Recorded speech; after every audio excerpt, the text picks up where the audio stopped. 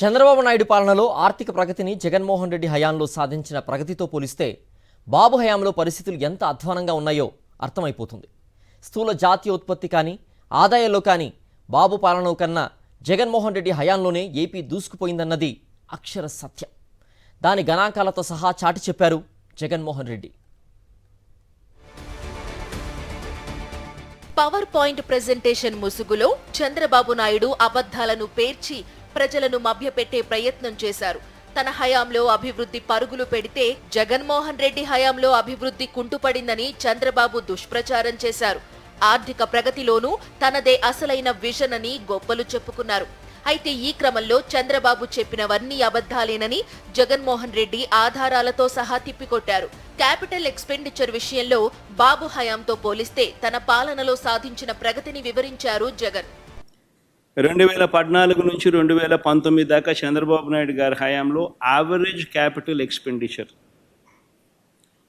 అంటే మూలధన వ్యయం అంటే ఆస్తుల కల్పనలో భాగంగా చంద్రబాబు నాయుడు గారి హయాంలో ఏ మేరకు క్యాపిటల్ ఎక్స్పెండిచర్ చేశాడు అని చెప్పి చూస్తే యావరేజ్ ఆయన హయాంలో 13,860 కోట్ల రూపాయలు ఆయన క్యాపిటల్ ఎక్స్పెండిచర్ చేస్తే మా హయాంలో కోవిడ్ లాంటి సమస్యలు ఉన్నా కూడా కోవిడ్ లాంటి విపత్కర సమస్యల్లో కూడా ఒకవైపున ప్రజలకు తోడుగా ఉంటూ ఆదుకుంటూ మరోవైపున క్యాపిటల్ ఎక్స్పెండిచర్ మీద మూలధన వ్యయం కింద మా యావరేజ్ ఎక్స్పెండిచర్ 15,632 కోట్ల రూపాయలు మేము ఖర్చు చేశాం.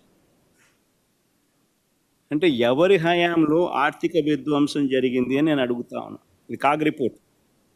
స్థూల జాతీయోత్పత్తిలోనూ బాబు కన్నా తమ పాలనలోనే పరిస్థితి మెరుగ్గా ఉందన్నారు. నిజానికి చంద్రబాబు నాయుడి పాలనలో ఎటువంటి అననుకూలతలు లేవు.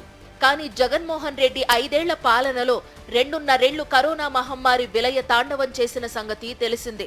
అంతటి భయానక పరిస్థితుల్లోనూ తాము అద్భుత ఫలితాలు సాధించగలిగామని జగన్ అంటున్నారు. నేషనల్ జీడిపిలో రాష్ట్ర వాటా ఎంత అని చూస్తే చంద్రబాబు నాయుడు గారు 5 సంవత్సరాలలో 4.47% వాటా అయితే వైఎస్ఆర్సీపీ హయాం 5 సంవత్సరాలలో ఆ వాటా ఏకంగా 4.80% పెరిగింది.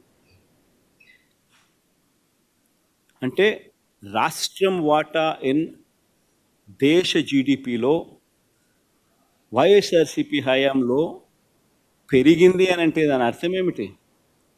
ఎవరి హయాంలో రాష్ట్రం విధ్వంసమైంది, ఎవరి హయాంలో రాష్ట్రం పరిగెత్తింది అని చెప్పడానికి ఇదొక నిదర్శనం.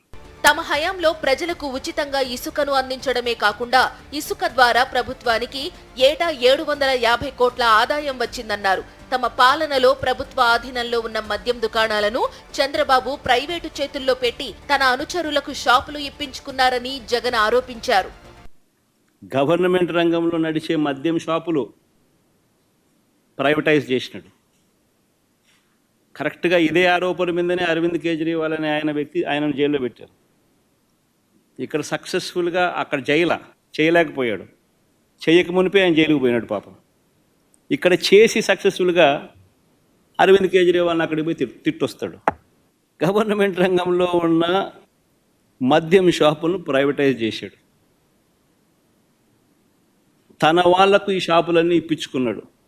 కూటమి అధికారంలోకి వచ్చిన తరువాత కొత్తగా ఒక్క ఉద్యోగము కల్పించకపోగా లక్షలాది మంది ఉద్యోగులను ఇంటికి పంపేసిందని ఆరోపించారు. వాలంటీర్లకు జీతాలు రెట్టింపు చేస్తామని నమ్మబలికి ఉద్యోగమే ఓడపీకి నిలువునా ముంచారన్నారు. ప్రజలు అన్నీ గమనిస్తున్నారని సరైన సమయం వచ్చినప్పుడు ప్రభుత్వానికి గుణపాఠం చెబుతారని జగన్మోహన్ రెడ్డి అన్నారు.